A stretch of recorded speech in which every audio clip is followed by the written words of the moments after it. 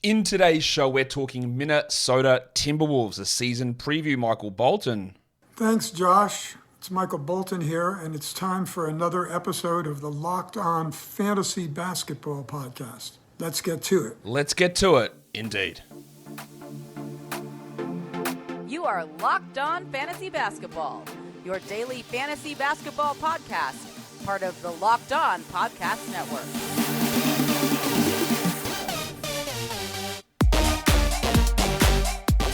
Hello and welcome to the Locked On Fantasy Basketball Podcast, brought to you by Basketball Monster. My name is Josh Lloyd and I am the lead fantasy analyst at basketballmonster.com.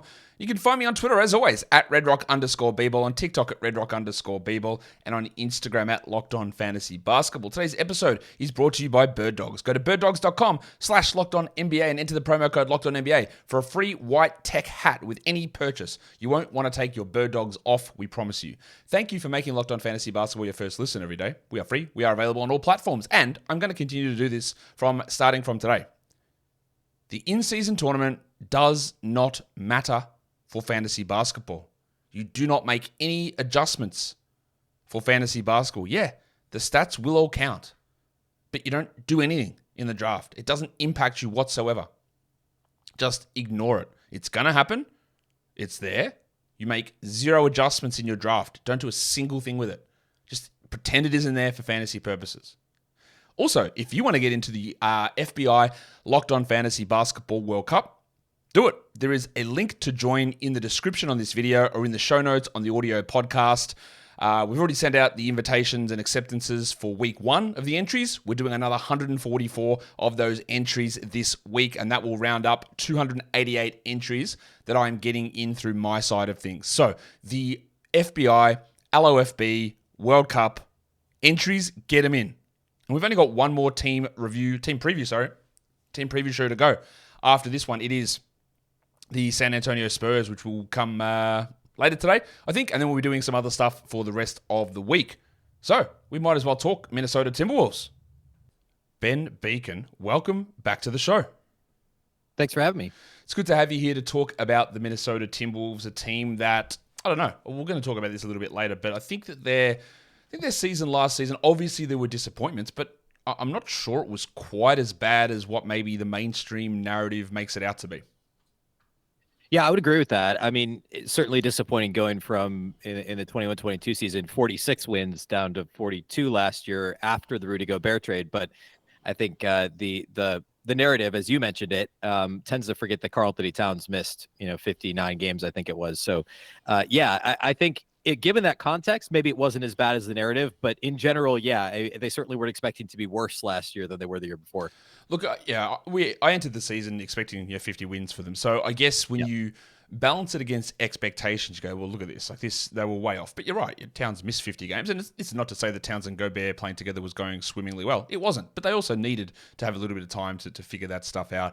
And they didn't get that opportunity. And they started to look a little bit better towards the end of the season when things started to click. And, of course, when Mike Conley arrived, it looked a little bit better in certain areas as well. So I think that there is, not that they're necessarily being slept on heading into this season, but maybe there's just a feeling that they were just this dreadful team who was totally useless, but in the end, like they did go out in the first round of the playoffs, but they made the playoffs and they looked all right in that first round against the Nuggets.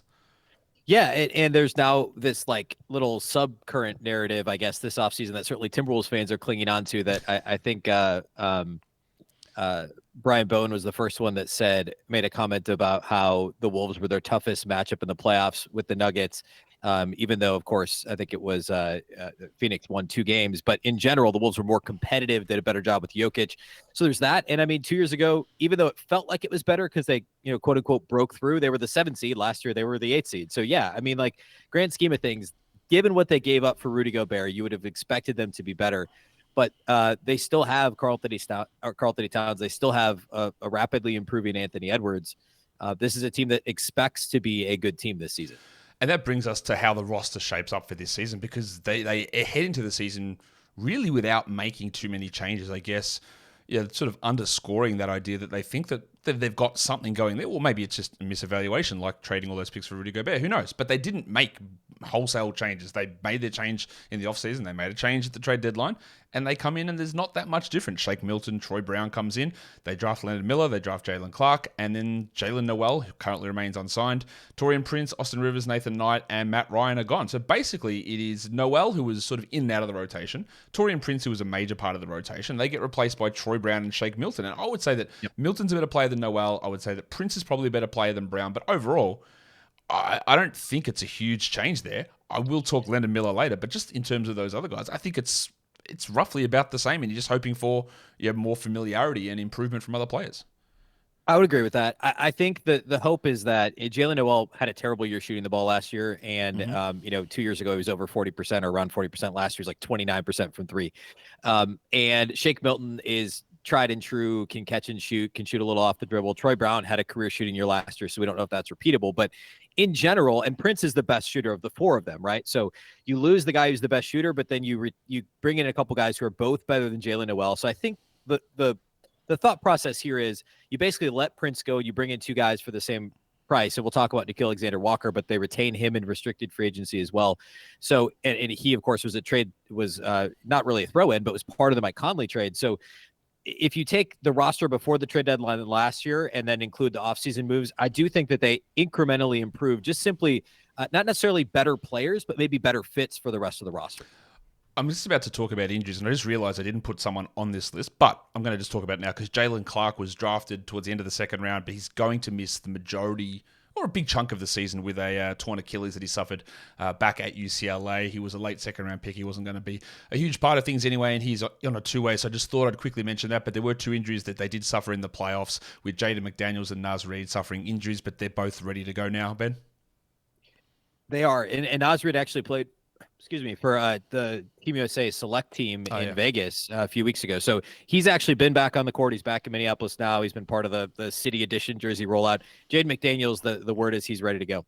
Yeah, like we assumed, so that was back from April when that happened. But just wanted to touch on that because we were talking about the playoffs and the way the things went down there, which again, they were pretty competitive, but they also had two of those guys on the sidelines towards the end of that series. Let's look at your projected starting five. It's probably the most stable starting five, or one of the most stable starting fives heading into the season. Mike Conley, Anthony Edwards, Jaden McDaniels, Karl-Anthony Towns, and Rudy Gobert. And honestly, I don't know what there is to talk about there. But what I do want to, in terms of discussions about who could start, because there is no other option. What I do want to focus on here, though, is Jaden McDaniels. He heads into season 4 of his NBA career. A lot of people, especially Wolves fans, were clamoring for him to be in the discussion for Defensive Player of the Year, all-defense team. He's into year 4. He's established as a really, really strong wing defender. But I'll put it to you as a non-Timberwolves person. I think that there is... I don't know. Maybe this is... It's almost definitely unfair, but I worry with McDaniels. I think that he is quite a good perimeter defender, but one of the things that I thought might happen last season is with those two big guys there, he wouldn't be as much of a rim protector. That fell away. But I also worry about any level of scalability on his offense, because even when players were out last season, he just never seemed to improve or take hold usage-wise. He just always seemed to be an invisible guy offensively most of the time, which when people look at breakout type of players and guys taking that next step forward, you can convince me if you want, but I don't know where he goes offensively here, because it just feels like he doesn't not necessarily have that gear or is pushed into that next gear offensively. No, I actually agree. I agree with you. That's my concern from him taking the leap from like a really good starter that is one of the best perimeter defenders in the league, probably best all-around defenders in the league, to a true star is the offensive game. Now, he did show more last year than he did his first 2 years. The shot selection's improved quite a bit. He used to shoot a bunch of long twos. It was kind of like this weird, he didn't know what to do when he caught the ball, so he'd pump fake into a tough two. And then last year it was more just letting it fly. So the 3-point rate was actually down, but the percentage was up near 40% last season from deep. But he also got to the rim a little bit more. So we at least saw him trying to develop his offensive game. For me, it's more a matter of, is there enough ball to go around? Because at best, he's the third option in the offense, depending on what you think of Rudy Gobert within the Wolves offense, because obviously Ant and Cat are going to get, they're going to be the high usage guys, right? So he's either third or he's fourth behind Rudy Gobert and just ahead of Mike Conley. But it's not like the Wolves ever run plays for Jaden McDaniels. He's not initiating offense with the second unit like Anthony Edwards will hit the bench and then come back with the reserves and operate with the second unit. Jaden McDaniels isn't doing that.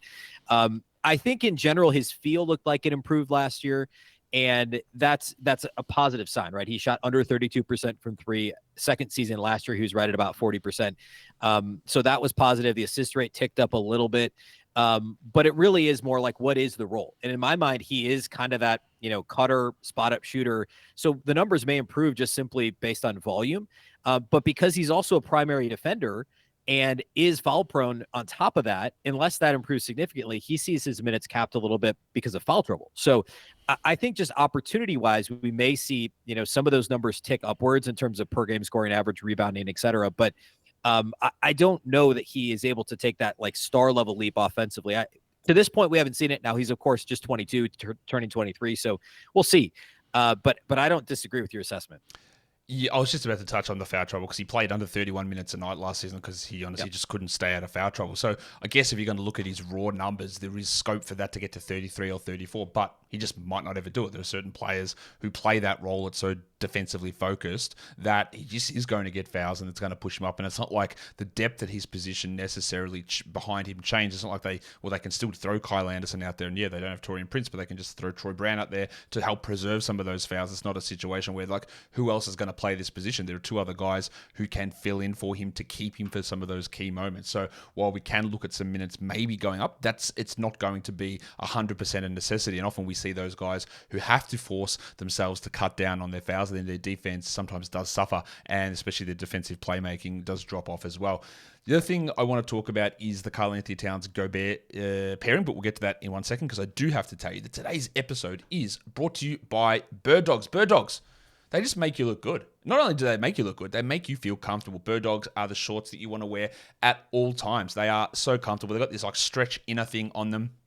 Sort of like Lululemon type pants, but they just fit way better. They make your thighs pop. You look fantastic. It keeps you looking slim and taut and ripped and muscular, and they are bloody comfortable. You can wear them wherever you want. You wear them out to the shops. You can wear them out to a bar. You can wear them over to a friend's house for a barbecue. You can wear them out to a restaurant. They are going to look good and transition wherever you want because they've got this anti-stink sweat wicking fabric as well that keeps you cool and dry all day long, and that cloud knit fabric makes the shorts just look like khaki, but they're not. They're actually comfortable. So go to birddogs.com/LockedOnNBA and enter the promo code LockedOnNBA for a white tech hat. It's free. Go to birddogs.com/LockedOnNBA. The promo code is LockedOnNBA, and you get a free white tech hat. You won't want to take your Bird Dogs off. We promise you. So let's get back into this starting five, Ben, because Towns and Gobert, when we did this show last season, part of my concern from a fantasy perspective on Towns was that playing away from the rim a little bit more would drop his field goal percentage, it would drop his rebound numbers, it would drop his block numbers. And when people go into fantasy sites this season, they're going to see Towns ranked in the 30s because all those things basically happened. He dropped 2 rebounds per game. He actually scored fewer points per game as Edwards jumped up his usage. He saw his field goal percentage drop by 3 percentage points. He saw his blocks cut almost in half.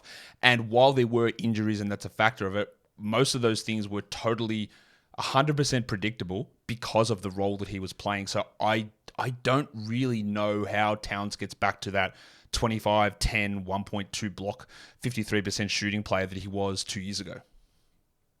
Yeah, I agree. And we saw the rebounds actually ticking downward last year in the 21-22 season. And that was a little bit a function of how the Wolves were playing under Chris Finch. He was playing a little bit more, not actually the Nikola Jokic role, but of course, Chris Finch coached Jokic for a season in Denver, and he wanted to use him a bit more in that mid-post role where he's facilitating a little bit more. But yet the assist rate actually dipped too. So it was a couple of years ago, he was very good, but the assist and rebound rates went down. And it was just more high usage, a lot of 3-point shooting, a lot of dribble drives to the rim from the perimeter. And then last year, it started off rough because of the Gobert pairing. He gets hurt, misses 52 consecutive games, comes back to finish the season. And then but at that point, Naz Reid's playing well. And then Naz eventually gets hurt. So it's like this weird, you had too many bigs and you have the same problem coming into this year. And so I agree with that as well. I mean, I think that's a fair assessment. I do think the offensive numbers will bounce back. The shooting percentages you mentioned were down, but I mean, it was the worst 3-point shooting percentage he's had since his rookie season when he was shooting a really low volume and it wasn't really a part of his game. He was 41% 2 years ago, 4 out of 5 years over 40% prior to last season. So I would expect the scoring to come back a little and certainly the 3-point shooting percentage. And maybe even the assists, although the assists were pretty in line with where he'd been prior to the injury. I think the rebounding, though, I don't know where that comes back from, because you have Rudy Gobert, you're playing a big lineup, you've got other guys rebounding, and you still have Towns pulled away from the rim because of just simply spacing.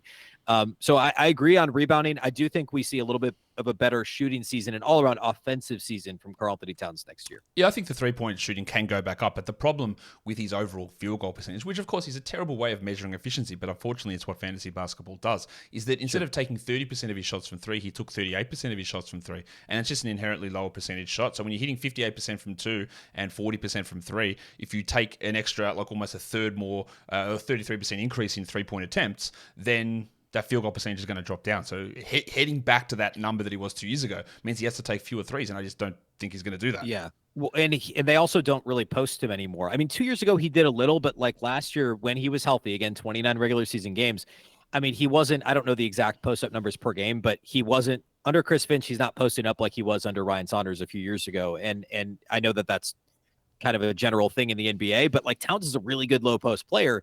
And I know that in general, though, he was efficient on those post up opportunities, but now he's facing up more from the perimeter. He's playing in the mid post. And when he faces up, he actually gets to the rim a fair amount, and the free throw rate's pretty good. 2 years ago was a career high free throw rate for him, was just getting to the line a ton. So hopefully if that calf's fully recovered and he's playing now for the Dominican Republic, he says he feels way better than he did even in April. So if that's the case, he'll get more touches on the perimeter too. And so if some of the one area I would say he did grow last year for people that didn't watch him regularly was decision-making. Even though the turnover rate was up and I think it was a career high, it just kind of felt like he was doing less of the crazy passing like he tried to do a couple of years ago, trying to be like a Jokic type big, because he's a good passer when he stays within himself. And I think in general last year, the decision-making in a small sample was improved. There could be some opportunity there just with the ball in his hands more outside the arc on the perimeter from a three-point shooting and playmaking standpoint. You're right. His turnover percentage did go up. It was at 13.9, 13.7, 13.4 the years before that, but it was at 15% last season. But in terms of raw turnover numbers, the turnovers actually went down. He was at 3.1, 3.2, 3.1 the three previous seasons. He was down to 3 last season, which is still a high number. But for a guy with the ball in his hands that much and who's initiating offense with his passing, it's not a terrible number to see him there. I'm going to talk about Anthony Edwards a little bit later on, but I do want to just get to the rest of your rotation here. Kyle Anderson, who started tons of games last season, I would expect that his numbers drop because it's just, barring injury, he's not going to have those minutes there again. There's Naz Reid, there's Alexander Walker, Troy Brown, and Shake Milton. That's how I see it going. But what I do want to focus on here is Naz Reid, because people who do play fantasy will know about what Naz Reid does when he gets those opportunities. There were some weird sort of whispers that maybe we'll try to play all three of these centers together. I don't really know how that's going to work. And they did re-sign Naz to a contract which seems high given those other two guys are there. Let's attack it from that angle. Does that contract indicate to you that they would be more than happy to move Towns or Gobert if the right sort of deal came along? I don't know that it necessarily signals that, but it certainly gives them that as a fallback plan. So I think it's almost more insurance if the right deal comes along. I think the bigger impact is that Kyle Anderson's not going to be able to play the 4 because you have to. I mean, with the amount of money Naz Reid's getting paid and Karl-Anthony Towns and Rudy Gobert, is 2 of those 3 guys are going to be on the floor almost all the time. And Kyle Anderson almost exclusively played the 4 last season. And we know, obviously, Chris Finch wants to play big. He really has no other choice. So part of that is Jaden McDaniels is always playing the 3, and Kyle Anderson will probably also almost always play the 3. And we could talk more about that later, but that's not going to be good for Kyle Anderson, at least over the course of his career. He's been much better. The bigger, if he plays the 4 or the 5, he's much more effective. So that's the bigger thing. I do think Naz is going to, there's a ceiling on how much he can play, even if you're playing 2 bigs at once, 2 really like natural centers at once. Naz, I just don't see how he plays more than, you look at even what he did, and this was part of my argument for, I was worried the Wolves would potentially overpay Naz. As it turns out, the deal is reasonable. But he only played 18 minutes a game last year, and Karl-Anthony Towns only played 29 games. And so, early in the season, Naz wasn't even regularly in the rotation. He was a DNP-CD in, 5 of the first 11 or 12 games before the Towns injury. And then he forced his way into the rotation because of how he played, but because of foul trouble, et cetera, and also the presence of Rudy Gobert, he only played 18 minutes a game. So I think there's a ceiling on what Naz is actually able to do because of minutes. But I also think they're, like you said, they're going to, they paid him, right? So he's going to play. It's just a matter of, how much does it mean they're more likely to give Rudy a rest night or whatever to try and preserve him? I don't know. But it is a little bit weird because the Nas numbers with Towns and the Nas numbers with Rudy aren't actually all that great. He's much better as a kind of a small ball 5 when he's the only big on the floor. So it's a bit of a square peg round hole, I guess. But it's also a pretty decent contract value-wise, and he's a good player. So, I mean, it's up to Chris Finch to make it work. Yeah, he's 24. It's $13 million. It's not that much. But you're right. Like, he didn't play at the start of the season because the idea was that when Gobert is off the court, Towns is the center. And if you are committed to playing Nas Reed every night, it means, back to our original point on Towns is never going to get a center minute if that's the case. If they're going to play Gobert 30, 31, 32 minutes and Reed gets 16 minutes at center, then Towns will literally never play at center unless there's an injury, which also impacts a lot of those numbers, which, given the contract, which is totally reasonable, but it does suggest that you're going to play. It suggests you're a part of the rotation getting $13 million. It, again, means that Towns is exclusively a 4, which then impacts where Kyle Anderson plays, meaning Anderson can maximum play 16 minutes or not even, like 14 minutes at the 4, and he goes down to the 3 where he's less effective. So it does become more jumbled, and then he plays behind Jaden McDaniels, and Troy Brown then can't play at the 3. So where does that all lead to? So that's going to lead into a further thing we've got coming later on. But I do want to focus on all the guys in this team under the age of 23. You got Edwards, who's only 22 still, McDaniels is 22, Leonard Miller 19, Wendell Moore 22, Josh Minott 20, and Jalen Clark 21. There's 3 guys I really want to talk about here, but let's start with Anthony Edwards because he did take big steps forward last season.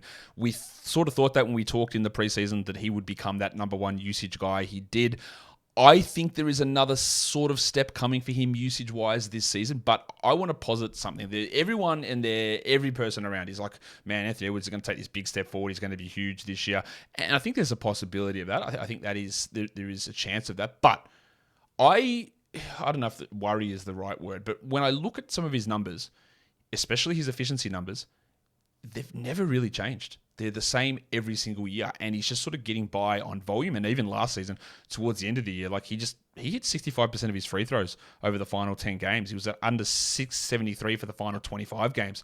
His 2-point percentage dropped under 50% for the last 25 games. His 3-point percentage is like 36% over that time, and that's just been the same as it's been basically throughout his whole career. He takes more shots, he gets to the line a little bit more, but the efficiency hasn't changed. And to take that next step forward, players need to be able to look at the way Shai Gilgeous-Alexander broke out last season, went from 81 to 91 at the line and took his field goal percentage up 6 percentage points. Edwards has shown no trajectory of doing any of those things. And that's where I worry that this breakout might be, maybe he takes a few more shots, but it's just the same thing, just amplified more. Yeah, again, you're spot on. Like, I agree with you 100%. I will say he shot the ball a little better at the rim last year, and he got to the line a little bit. The free throw rate was a little bit better, but he also shot less threes and more long twos. And so the shot selection at times is still very shaky, and I think that's the biggest thing. He sometimes gets a little bit, I don't want to say lazy, but lackadaisical maybe at the rim, where he doesn't use his full athleticism and strength to try and score at the rim and just assumes he's going to get a foul call that never comes, and that hurts him at the rim. But he's still improved incrementally there each year. It's really more some of those threes that turned into long twos and then those pull-up threes. He's a really good catch and shoot 3-point shooter, but he has the ball in his hands a lot, and so he's shooting a lot of pull-up threes, and that hurts his efficiency too. It comes down to shot selection. The other thing that doesn't show through in the numbers necessarily, but I felt last year that the decision-making for him as well improved, at least in pick and roll. There was never a chemistry through to Gobert, and that to me is the biggest thing to watch this year is those guys play, like, for the most part, they were both healthy last year. They were on the floor at least, whereas Towns wasn't. And when Towns and Gobert were on the floor, they actually had a little bit of a chemistry offensively, or at least they seemed to. But Ant and Rudy never found that in pick and roll, and they played a full season together. So there was some talk, exit interviews that they would spend some time together in France this offseason, and they would work on building a chemistry. That's something to watch because, like, in today's NBA and with Rudy Gobert on your team, you have to run pick and roll. And if Ant's going to initiate a lot of offense, he's got to be a little better there. In general, the decision-making was better last year, but you're right. The efficiency has to improve. The three-point shooting has gotten better every year, percentage-wise, but the shot selection hasn't. And so it's got to, like, he's just got to take that next step. And again, we're talking about a guy that is about to, or just turned 22 a couple weeks ago, I guess. But yeah, like, I was hoping for a Ja Morant like third-year leap from him after first 2 years being high volume, relatively low efficiency. And we didn't see the kind of leap that Ja had in year 3. But he's obviously a much better defender, and they're not the same player. But what he has to work on is still decision making, more shot selection than anything else, and then also just using the gifts he has, the tools he has to finish at the rim consistently, draw fouls, and rack up free throw attempts. Yeah, look, getting more free throw attempts is important. And to be fair to Edwards, he did have an ankle injury towards the second half of last season. He played through it, and that can impact efficiency. So when I talk about some of those numbers dipping over the final 25 games, he did play through an injury, which seemed like he was going to miss a lot more time than he did. So to be fair, there is that. But you highlight something really interesting about the percentage of shots taken. Like, he went from 45% of his shots being from three down to 34, 11% decrease, and unfortunately, they didn't transfer to the rim. They just all went to mid-range. He went from 18% of his shots to 28%. And that is somewhat of a concern to me. Not just that, but the fact that over the course of his career, he's been at 39, 37 percentage of his shots at the rim. And for a guy with this level of athleticism, when you can't even get to the rim at the same rate that prime Mike Conley did, and Mike Conley's not that level of athlete. Conley was doing 41% of his shots at the rim. If you can't, and this includes free throw attempts even on cleaning the glass, that's what that includes. Like, if you're not getting to the rim at the level that Mike Conley did at a similar age, then something needs to change there, because honestly, he should be living at the rim, and he's just not.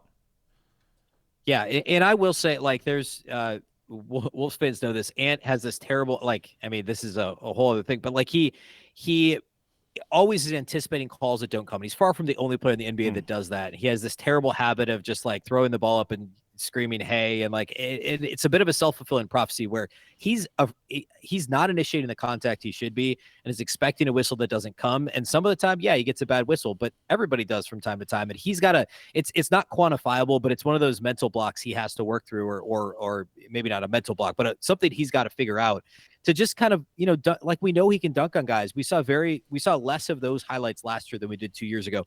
And in part, sure, due to the wear and tear already, to his ankle mostly, a little bit, a couple years ago, I guess he had a knee.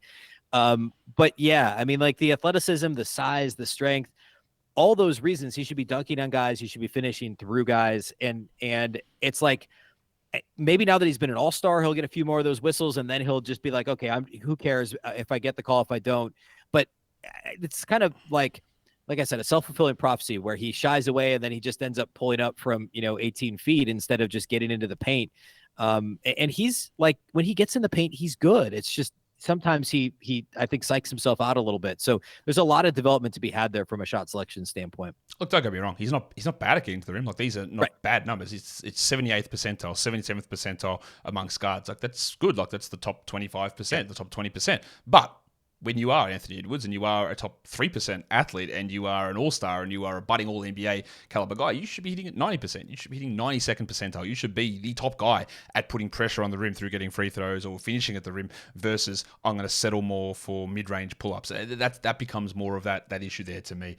Leonard Miller, I think, was possibly the steal of the draft. I was very impressed with him in Summer League, but we've already talked about how there are a million forwards and centers on this team, so I don't really know how he plays, unfortunately. But the good thing is he's only 19, so we get a little bit of time to see that. So I don't want to talk too much about Leonard Miller because I've spoken a lot about it, but I do want to talk about Josh Minott because there were people who listen to this show who will know a little bit about him, but there'll be others who know nothing.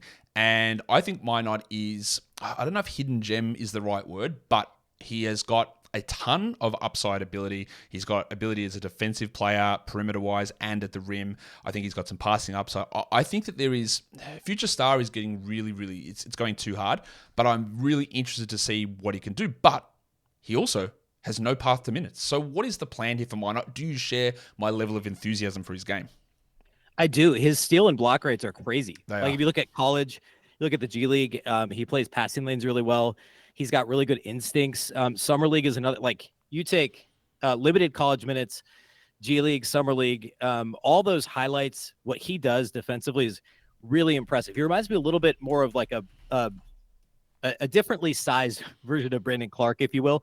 I think he's got that sort of that high motor rebounding upside, like plus athleticism, all those rate-based stats really project out well. I don't have it in front of me, but I did an episode almost entirely on Minott and looked at basically what he did in college and in the G League compared to, like, this. It's not apples to apples, but like, where would it rank in the NBA? And his steal and block rates would have basically been top 10 if you take what he did in college in the G League to like what you saw in the NBA last season. it's not going to translate that way. And like you said, he's not going to get the opportunity, but he 100% has that ability. He's 6'8", 6'11" wingspan. Like everything about his defensive instincts and the way that he can play in pick and roll game, especially kind of the way that Brandon Clark plays in some ways. I really, really like him as kind of that stocks guy, right? That's going to rack up some of those steals, blocks, maybe assists a little bit. The biggest problem is he doesn't shoot from the perimeter consistently. And also the logjam of forwards and bigs on the Timberwolves team. But I see him as kind of a small ball 4 type guy eventually. And if there's an injury, like if Nas or Cat or somebody goes down, like he's the next guy up. He's probably the 11th guy on this roster. Because he also has positional flexibility because he's so big and athletic. The biggest problem is the jumper, but he does all the do stuff, as I like to call it, like all those other stats. He's going to stuff the stat sheet if he gets the opportunity, and he's done that everywhere he's been. He only played 44 non-garbage time minutes last season, so really hard to judge off that. He even only played 9 games in the G League, but he also averaged 1.4 steals and 1.2 blocks and had a true shooting of 65% and a usage of 25. Yeah, he only shot 29% from 3, but he was able to dominate that low level. So, again, I don't know when him and Leonard Miller are going to play, and they're probably pretty duplicative, and it's really hard for both of them to, I think, to have a level of success on this same team. But that doesn't mean they can't both turn into really good players at some point or net assets in trades or whatever. They're really, really interesting guys, I just think, in terms of just stockpiling. But that's going to lead us into the next question, Ben, because we've talked all about centers, 3 of them who are starting caliber centers. We've talked about forwards with 5 guys who probably should be getting power forward minutes that aren't going to get it. And that leads us to what the hell do we do at guard? Because Mike Conley's there. Anthony Edwards is a shooting guard. And yeah, look, you've got Shake Milton. We've got Nickeil Alexander-Walker. But the guard depth compared to the way the front court is stacked is a concern. And if Mike Conley goes down and gets hurt, well, then you are relying upon Milton or Alexander-Walker. And I think it just changes the fortunes of this team a ton. Is that a huge worry that there isn't really a solid? Because Shake's probably better as a 2. Alexander-Walker, I think, played significantly better last season as a 2. And Jordan McLaughlin struggled last season a lot. So what happens if Conley goes down? Like, there is a real lack of solid rotation guard depth. Yeah, I mean, they'd be in trouble. I mean, the Wolves, I thought they would go after more of a veteran proven backup point guard this offseason, and clearly they're comfortable having some combination of Anthony Edwards, Nickeil Alexander-Walker, and Kyle Anderson, and Shake Milton run the second unit, right? Like, Shake Milton's the de facto backup point guard, as you said, but he isn't a traditional, he's more of a combo guard. He's not a traditional point guard like a Mike Conley is. So then Jordan McLaughlin is the only other guy on the roster that would fit that quote-unquote traditional point guard role. He was really good in November last season. Then he got ended up with a calf injury and was like basically unplayable down the stretch last season, really struggled in every aspect of the game. But there were times over the past couple seasons where it felt like he was a light version of Tyus Jones and just an absolute bargain at, $2 million a year, whatever they're paying him. So I think the Wolves think that if they were in that sort of a situation, they could be competitive in games with McLaughlin. Will they figure it out? I guess if something big were to happen, but obviously Mike Conley, like this is the last year at his deal anyway. He's like 38 or 37, I guess. So yeah, if something were to happen to Mike Conley, I think you're looking at Shake Milton running that second unit. I think you're looking at heavier Anthony Edwards minutes with the bench. He probably would just, rotate out and just like run with a unit that includes Kyle Anderson and Alexander Walker and Naz Reid. And then I think you could see Alexander Walker. They seem to like him initiating some offense at times late last season when McLaughlin was pretty unplayable. There were times where he just didn't play, and Alexander Walker was the de facto backup point guard. So I would agree that's the biggest depth issue here, but the Wolves are clearly very comfortable with just kind of running out a bunch of big bodies and kind of figuring it out. Like Wendell Moore's not going to be in the rotation, but he ran a little bit of point last year when they had issues with injuries, and because they never actually had a backup point guard last year either. When McLaughlin was hurt, like they just kind of like Jalen Noel played minutes at point guard, which was horrible. And they just kind of decided to roll with it. And that was obviously an issue, which is why I thought it would be addressed this offseason. But for whatever reason, I think they believe that the mixture of Milton and Alexander Walker, who neither started the season with the team last year, will be better than, Noel and whoever else they had run, the second team offense last year. So yeah, it could be an issue. Who do you think is a breakout candidate on this team? So we talked about Jaden McDaniels already. I think just in terms of volume and opportunity, because he's a starter and he's obviously very talented, and we did see him shoot 39.8% from 3 last year. I think if he actually sees an increase in role within the offense, strictly based on opportunity, he could take a small step forward. I know that's not really a breakout, but I don't really know where else to go with this other than maybe Nickeil Alexander-Walker, again, from a because he could initiate more offense. You could see the assist numbers go up. He shot a career best 3-point percentage last year, which was still pretty modest, but like maybe that shot's improving and they liked him enough to bring him back in restricted free agency. So otherwise, like other than like the mega leap, maybe from an Anthony Edwards or a Karl-Anthony Towns bounce back to form, which we already talked about, that maybe being not super likely that he's going to put up those same numbers he did a few years ago. I think McDaniels and Alexander Walker would be my picks. My sleeper pick would be Josh Minott, who we talked about, but you have to rely on the roster really changing during the season for that to be the case. What about on the other side of things, a regression candidate? Kyle Anderson. It has to be Kyle Anderson. And he last season had a career high, or I guess not career high, but his best field goal percentage in like 5 years. Definitely a career high 3-point shooter. He's 41% from three last year. Really low usage, or really low volume, I should say, from three. But he was knocking down corner threes left and right. Well, I say that like one a game, but 41% at a high clip. But he's going to play the three. And if you go back and look at his time, first couple years in Memphis and back into when he was at the Spurs, the beginning of his career, he was never as good at the three as he was at the four. And he's also pulled away from the rim. So you're going to see less rebounds. His rebound rate went down last year as well. You may see the assist rate, like he had a career high in assists last year. So that's probably an outlier and it's probably going to come down a little anyway. But because of the no backup point guard thing, he ends up initiating a lot of offense. Anytime a team goes to zone, he's the guy in the middle of the zone, kind of, trying to pick the defense apart. But in general, I'd be surprised if 30-year-old Kyle Anderson, shoots 51% from the field, 41% from three, and has 5 assists per game again. So I'd have to say Kyle Anderson. Yeah, unless there's injuries, there's just no way. And I think people forget, Ben, is at the start of the season when Towns and Gobert were playing and McDaniels was there, he was getting like 22 minutes a night and 23 minutes a night. Like he was really marginalized because there wasn't that space for him. And yeah, I think we might be in for a little bit more of that this season. Who is the most likely player to be traded? I think it's probably Karl-Anthony Towns. And I say that like not to be on the whole like rumor mill of, hey, this guy going to get traded. Because I've tended all along, I've kind of said it, I don't think they'll trade him. I had Howard Beck on Locked On Wolves, probably it was right before the draft. And he said the words he uses, he would be shocked if Towns was still on the team at the deadline next February.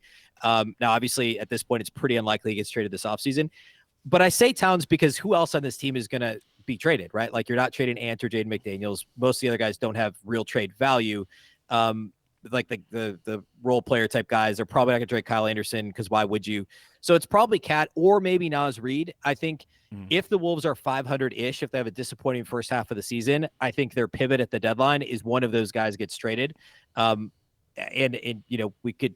we'll know then, I guess, maybe who has better trade value based on their contract and how they played so far this season. But they could trade one of those two guys. They're both probably the most tradable assets that actually could get something in return. But again, that only happens, I think, if the first half of the season is a disaster. Let's talk about whether we think it's going to be a disaster or not, because they were 42-40 last season, which, again, I think is better than what people might have in their head. They had the 16th best net rating, a 0.5. Again, pretty solid, middle of the pack. You would have hoped for better, but it's not a complete disaster. And this season, FanDuel's got them listed at 44.5 wins for their season total over-under. And Ben, you've gone hard. You've gone up to 49-33. I've gone at 45-37. That is a 7-win improvement that you've gone for. I'm going to guess that your part of that is a full season of Mike Conley and hopefully Towns plays more than 30 games. Yeah. I mean, that's the recipe, right? Like last year, I thought they would, I think last year I had them at 51 or 52. They obviously won 42. But I go back to 2 years ago, they won 46 games, and this is a better roster than it was 2 years ago. And in theory, Anthony Edwards, well, he is better than he was 2 years ago, but the idea that he should be significantly better, 3 years later is not crazy, right? So yes, that's a huge leap, and I recognize that, but I think effectively the same roster and maybe improvements on the fringes in terms of overall fit. I think I'm counting on Ant making a mini leap. I'm counting on a healthy Towns and Gobert. It's hard to say. Overall, his season last year was a little bit disappointing. Was that just a fit thing, or was it because of the age now? And we'll see this year, right? So I think because it's a better roster, I go back to what they did 2 years ago, and I say, look, they've got to be at least a couple games better than they were, 2 seasons ago. And in the West, that might be good enough to be, 5-6 seed, maybe even a little bit better than that. Yeah, I think that there is a distinct possibility that gets to that area. I've got him up at 45, and we'll see. We'll see where it ends up. And now, Ben, it is time for us to play a Minnesota Timberwolves themed grid game. I'm calling it the Gritty, and these are the teams you're looking at. You got the Wolves and the Lakers, the Wolves and the Raptors, the Wolves and the Grizzlies, the Mavericks, the Warriors, and the last column we're looking at is a Timberwolves player who averaged 20 points per game in a season while they were playing with the Timberwolves. Because we don't have rarity scores, we have to go through and do a different way of scoring it. So we're looking at the games played between the two franchises, choosing the smallest one of those two numbers, and then ranking that on a scale of 1 to 100, with 100 being the worst score you could get, and 0 being the best, meaning that's the player who played the fewest games for either one of those two teams. Are we good to go? Let's do it. What are we going with first? Man, I'll tell you, when I play these grid games, I always, if the Wolves are on there, that's always the one that I do the best. So I feel like a Wolves only grid game should go okay. Let's go with the Lakers, Anthony Peeler. Wow, I remember Anthony Peeler back from collecting basketball cards in the 90s. Yeah. All right, that's a good pick. Anthony Peeler, I believe, maybe I'm wrong on that. I think he wore number 1. At least for the Lakers, he might have. Yeah, he played a ton with the Wolves. Him and Garnett were best friends, but I don't think he played that much for the Lakers. Well, it's a good pick in terms of it being a really interesting name. Unfortunately for you, Ben, that was the worst possible player you could have picked, because he played 379 for the Wolves, but 253 games for the Lakers. He played the most out of anybody. You could have taken one of the Beasleys, Malik or Michael. They both played 26 games for the Lakers. I should have gone Malik Beasley. That would have been a really obvious one. Jordan Hill. Okay. What about Jordan Hill? 7 games for the Wolves. He could have. Yeah, well, I don't remember that. Oh, I do remember that. What about Lance Stevenson? He would have been a good one with his 6 Tim Wolves games. All right, where are we going next? There's a couple big guys, Wolves, Mavs, that I'm thinking of. And I'm trying to think of which one would be the better pick in terms of games played. So the two I'm thinking of are Ryan Hollins and Nathan Jawai. I think let's go Nathan Jawai. Nathan Jawai, Outback Shaq. Wow. Yeah. Yes. Oh yeah. Yeah. You're probably much more familiar with Nathan Jawai than I am. I just remember everybody was excited about his potential with the Wolves. I can't even remember who he played with first, if it was the Mavs or the Wolves. I just know he played for both teams. Well, I'm going to have to go to the judges here, because according to Basketball Reference, he has never played for both franchises.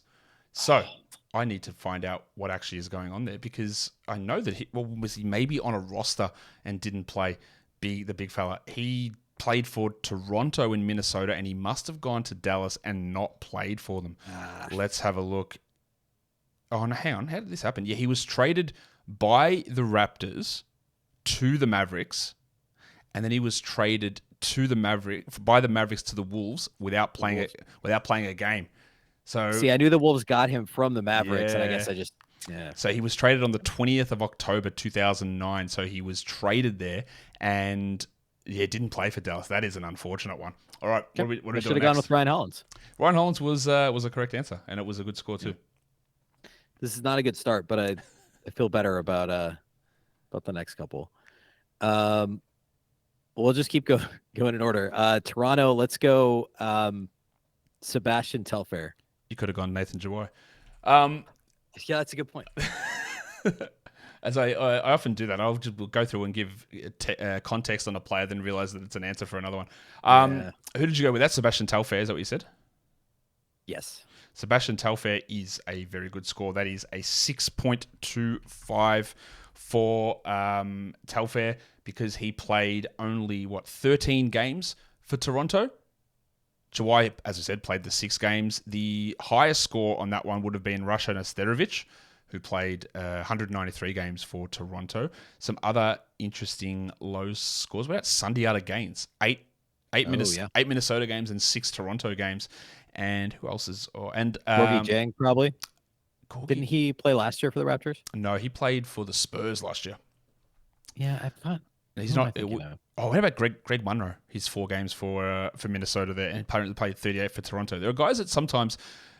Greg Munro, I know where he played in Detroit, and then he appears on every other team. He has 3 games for the Bucks, and now there's 10 games for the Raptors. It's 4 games. So when did he play all these games for these other random teams? The COVID year, he played for 4 different teams. He had 2 different stints. He was bouncing around and playing in the G League. And wow, yeah, because he appears on these lists all the time. I go, I don't remember Greg Monroe doing that. And then his two teams that I honestly just don't remember him playing for.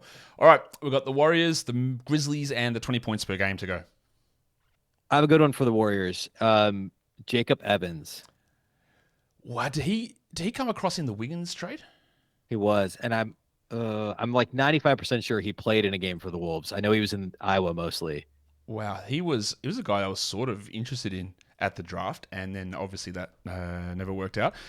Jacob Evans is a correct answer, and it is the best answer that you could have gotten. He played 2 games for Minnesota and 57 for Golden State. So that is the lowest score you could have gotten there. The highest one was Joe Smith, who's played for every team in the NBA basically. But that Evans one is a great pull. Omri Caspi was another pretty interesting one there.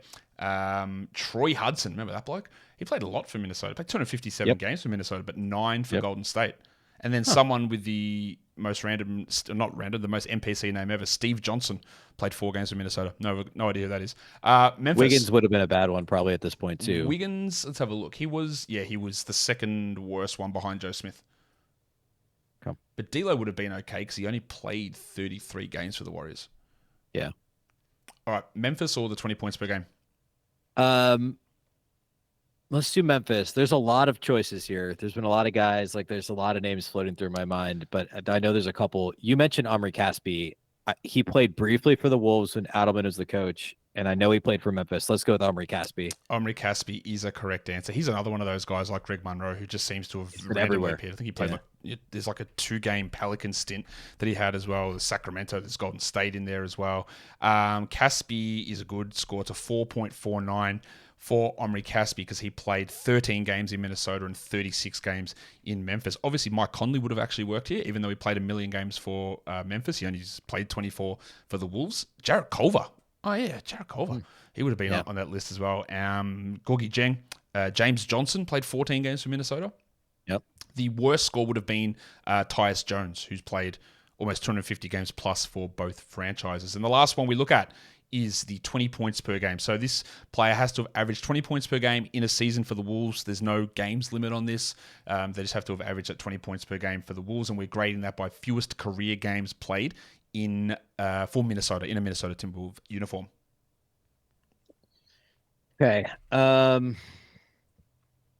So I had to have averaged 20 minutes per game in a Timberwolves uniform. 20 points per game in a Timberwolves uniform, and we're grading it by fewest career games played for the Wolves. There are 14 of those players in Wolves history.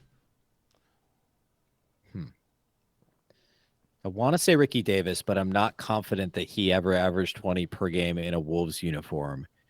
So I'm not going to say Ricky Davis. Let's go with. Often, I'll give you a hint for this. Often, there's an obvious answer that people just forget because they don't realize how few games they played for that team. Yeah. Well, and that's what I'm thinking. Like, there's got to be a couple guys like some of the old. Like, I don't think Christian Laettner was ever 20 points per game. Like, going way back, Gugliotta, kind of the same thing. Like I want to say, well, maybe Gugliotta,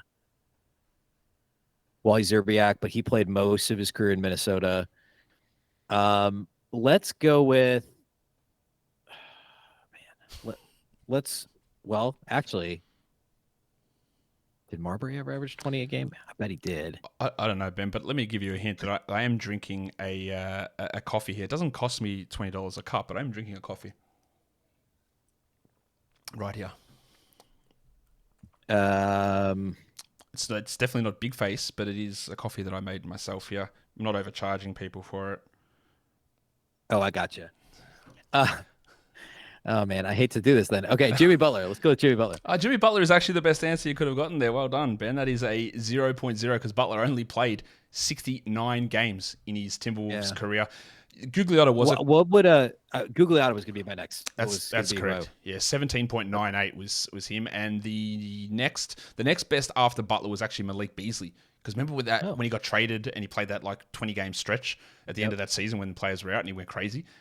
He averaged 20 points, and then the one before that or the next one after that would have been Kevin Martin, who had a 20-point season and he only played 150 games for the Wolves. What are some other interesting names on there? Isaiah Ryder would have been one as well. Okay, yeah. Zerbiak was one, but he played quite a few games, 438. Yeah, I was pretty confident because he made an all-star team in Minnesota too. Gugliotta was on there, but Leitner was not. Leitner was not. No, and there was someone else you mentioned that wasn't. Oh, Ricky Davis wasn't on there either. Okay. But yeah, so Ricky Davis I had in my mind as like the guy who they got because just in terms of volume scoring, trying to keep Garnett happy and all that. Garnett obviously was on there, but he would have been the worst answer considering he's played almost 1,000 games for the Timberwolves. Ben, that does it for us today. Well done. Thank you for coming on and chatting about the Wolves, a team that there is going to be a lot of eyes on them because if things don't go right, there is going to be a lot of pressure on this team and we're all going to be tuned in to see how that goes. What's going on over at Locked On Wolves at the moment?